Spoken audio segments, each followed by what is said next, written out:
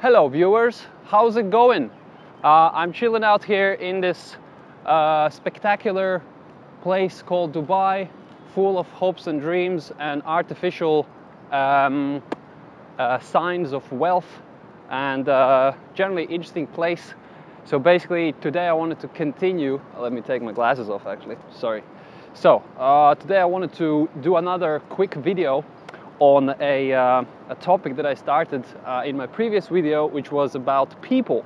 So this time I'm gonna do a very quick, short few kind of key takeaways from my experience when it comes to something that's very closely related to people, which is company culture. And obviously there's tons of content out there about company culture, you know, what's a good culture, what does a culture mean, why it's important and how to best build it. And there's like, you know, gazillions, I suppose, of videos and of all sorts of other content out there. So I'm not gonna try to repeat all of it. What I want to do is just like share some sort of you know, personal opinions that might be different from the most common information out there about culture. So number one, what I think is still useful to revisit is what does the culture mean? Because the stereotype, obviously, or the common notion is that culture is all about, you know, what do you do together with your teams? Do you eat pizzas on Friday afternoons, or do you have beanbags in your office? And like, you know, what sort of like collective activities do you do? Do you go out together or not, etc.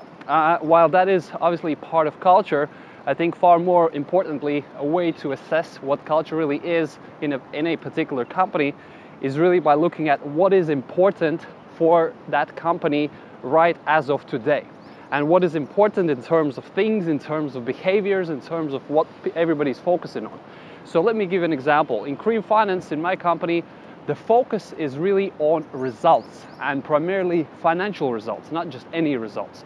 So our culture, you know, while we have, you know, the typical general elements of what people assume is culture, like some sort of team building, you know, nice posters in the office and things like that. Really, the culture is defined by the fact that we focus on financial results. At the end of the day, those are what really matter. Everything else is fairly secondary, right? We're not into being the most innovative company. We're not into being, you know, having the best brand or saving the fucking world or doing any of those types of things. What we're into is achieving solid, sound, strong financial results first, and then a lot of other things second. So that's one thing. In terms of how do you define culture, how do you understand what it really is? Yeah. A few more points, what I think are useful to sort of think about, is that one is that culture can be really practical. It in my opinion, and I totally disagree that culture needs to be this super mission statement driven, holistic, you know, sort of like untangible, unachievable vision out there somewhere, like, you know, like in Facebook, connecting the world, which is their mission statement, and that is what drives the culture. I don't think that is necessarily the case. There might be some companies that you know, work based on such principle, or at least they have a PR that shows that they work based on such principles. But I think very realistically, culture is something super tangible, right? If it's about financial results, that's one thing. If it is about, I don't know, the owner of the company wanting to get rich, and then that is what dominates and defines the company culture, or if it's about, you know, cost consciousness and cost discipline and cost cutting, that might be another defining element of company culture. So that's, you know, so let's be very realistic that in most companies, culture is something very tangible, very solid, you know, very clear and pragmatic. Yeah. Another thing which I think is quite interesting, and you know, what we should consider. Let me just actually turn around because it's super hot, but let me just go back so I don't move too far away from my hotel. So another thing which I think is useful to appreciate is that culture in a company is very much defined by what industry, what type of business the company is in. So if we're talking about all these hot, sexy online, you know, businesses, fast scaling startups, unicorns, and this sort of environment, that's one thing. And surely a lot of a lot of interesting, exciting, self-development orientated, world-changing, world-saving type of notions will be probably present in a culture of a company in that type of industry.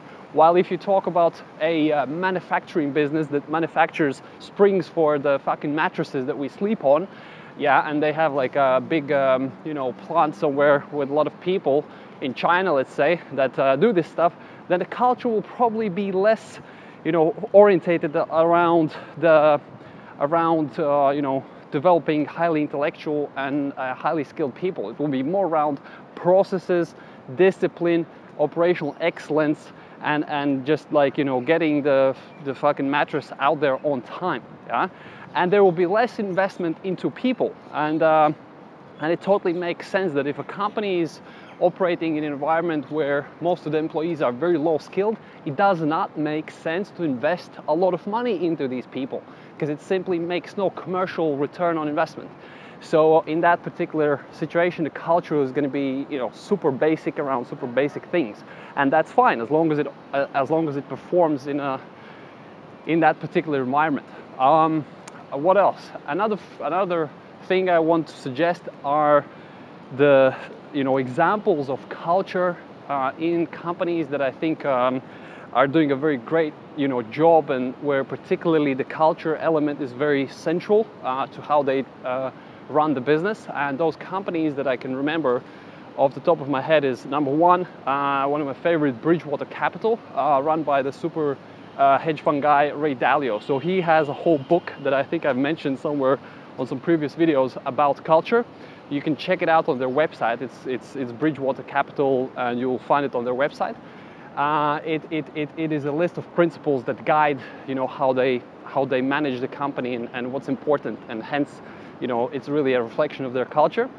Another book or another example is Zappos, which is ran and founded by a guy called Tony Hsieh. He wrote a book called Delivering Happiness.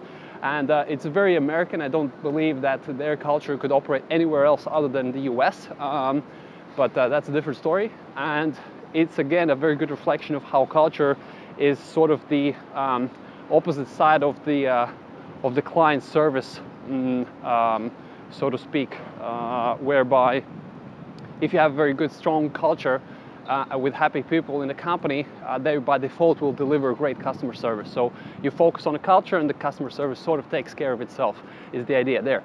And what else? So basically, yeah, those are a few of the examples that I can suggest for you to have a look at. And also another thing which I remember is that with culture, at least from my experience, it changes and keeps not enhancing, but keeps changing and progressing as the size of the team in the business grows, and as the qualification of people in the team changes and grows also. So let's say if you have a startup with 5 to 10 people that are highly enthusiastic, wannabe guys that are in their 20s, early 20s, then a culture would be very much enthusiastic, let's say, right? Hanging out together and doing a lot of stuff together, reading books and etc., all this kind of stuff. While if you're going to have 100, 200, 300, 500 and more people, mini organizations with highly skilled managers, people experienced in project management, product delivery, quality assurance, and all these different areas, then probably the culture is not going to be so much buddy-buddy, but it's going to be probably more around professional development, around career opportunities, and things of that nature, where people inherently already have a lot of skills, and it's less about continuing to develop them, and it's more about getting the best possible results from highly skilled people, while keeping them extremely motivated, because highly skilled people and highly qualified people can basically kind of go anywhere and they will always get a job offer. So yeah, those are a few thoughts on culture. I think I've spoken for quite a long, even though this is just touching not even the tip of the iceberg, but just a few insights. And I'll just round it up with a little panoramic view around here, Marina Bay or something like that, where we are at now. So I'll soon come up with some more content on the people side of things. Thanks for watching. Subscribe to my YouTube if you haven't already, and stay well.